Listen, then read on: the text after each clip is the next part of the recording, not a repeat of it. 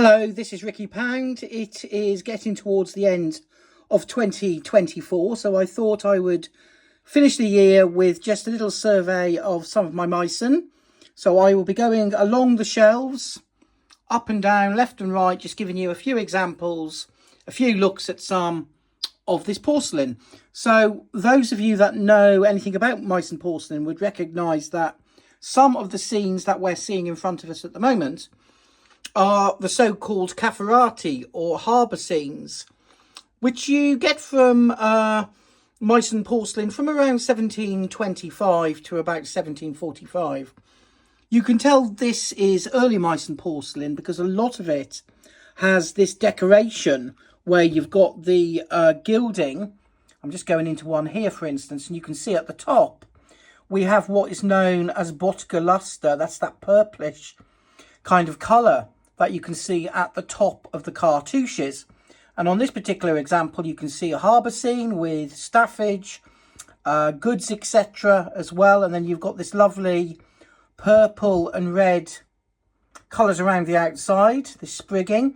And then on this particular example, as you can see here, you've got these lovely cartouches with extra scenes around the outside, particularly in puce. So I'm going to come back out of that.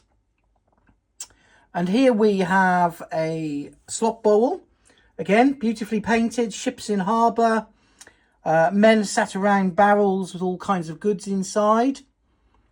Lovely gilding. And then on the inside of this, it's upside down, but you can see another harbour scene. In the background, we have got a lovely saucer. This one actually dates decoration-wise to about 1730. On the back of it, there are no cross swords. So the porcelain is earlier. And then just beyond that, you've got a 17 centimetre stand for a broth pot.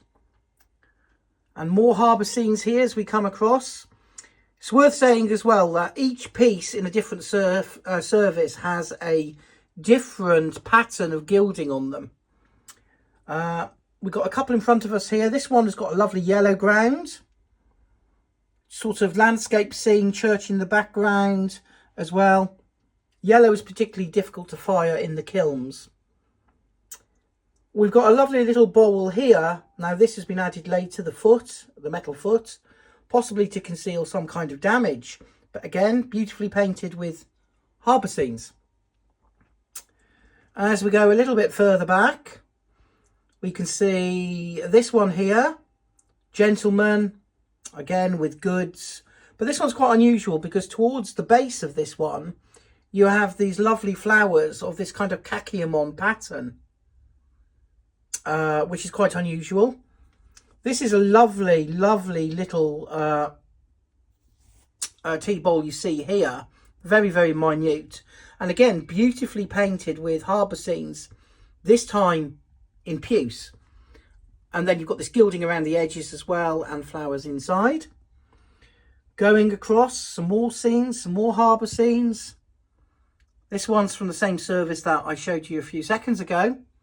And then towards the back, landscape scene, again with these scrolls, these puce and red scrolls. Another larger one to the back there.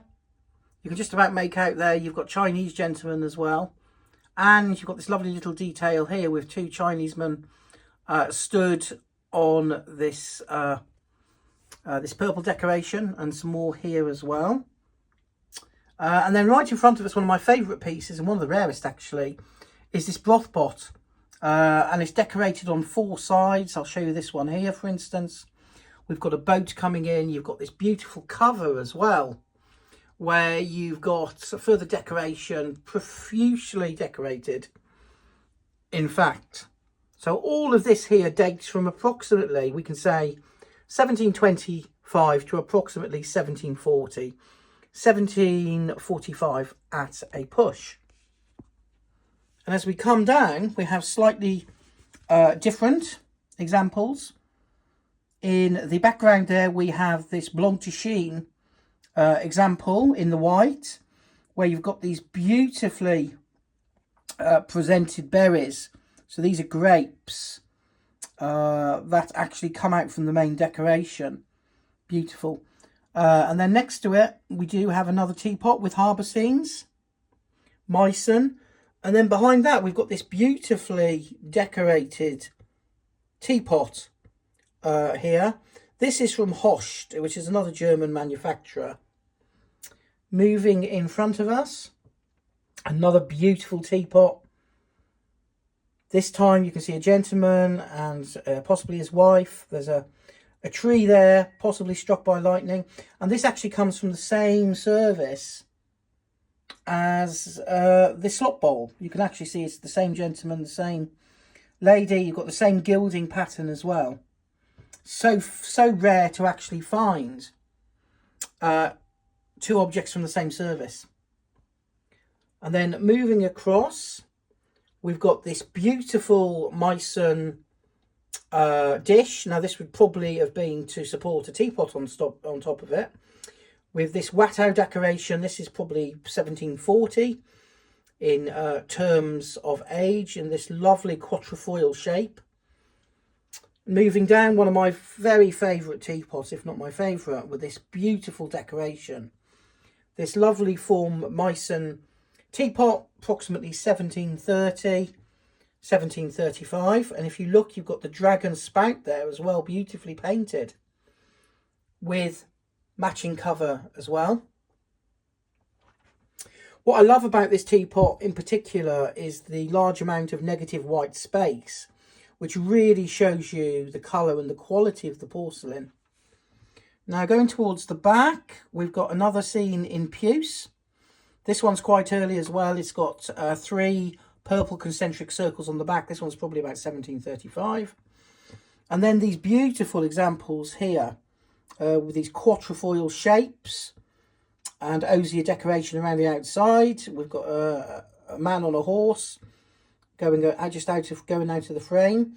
And then this one here, these are from the same service. You've got this boat, and again you've got gentlemen's by the kind of quay side.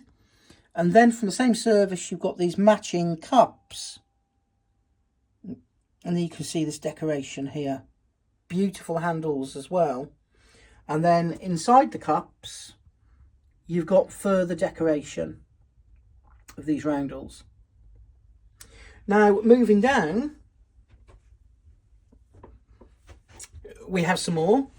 We have these Blanc de Chine saucers, all marked Meissen, probably about 1740. This beautiful example here from Host manufacturer, with a lady with a basket on her head, actually comes from an engraving that we know about, where they've taken the central detail and used it as well. This lovely Italian doppia example as well, with this lovely relief decoration on. A lovely Meissen cup. You can see here the decoration as well. And then we come on to these lovely examples. These are all from about 1730, 35. They're called the Tischen pattern. Beautifully decorated, very vibrant colours. These weren't actually used by the imperial court at all, the royal court. They were used by the gentry, the aristocracy, and were a very popular pattern. And these are some really good examples. And again, you've got the matching tea bowls as well inside decorated. And then coming across here, we have got some examples of Meissen decorated by very much in the style of Watteau, who was dominating really the kind of styles being produced by Meissen from about 1740. These courtly lover scenes, etc. Lots of neoclassical elements here with the obelisks. You sometimes get pyramids and certainly neoclassical urns, etc. If we move towards the back, you can see more scenes here as well of neoclassicism and of Watteau. We've got a lovely one here in puce as well. So I think I'm going to end it in this particular cabinet. It gives you a flavour, I think, of some of the Meissen and other ceramics in my collection. And I've now been collecting for a number of years. If I move out, it gives you a little bit more of an impression. And I've got some more tea bowls and teacups and saucers, etc. on the top. Thank you for listening. Bye-bye.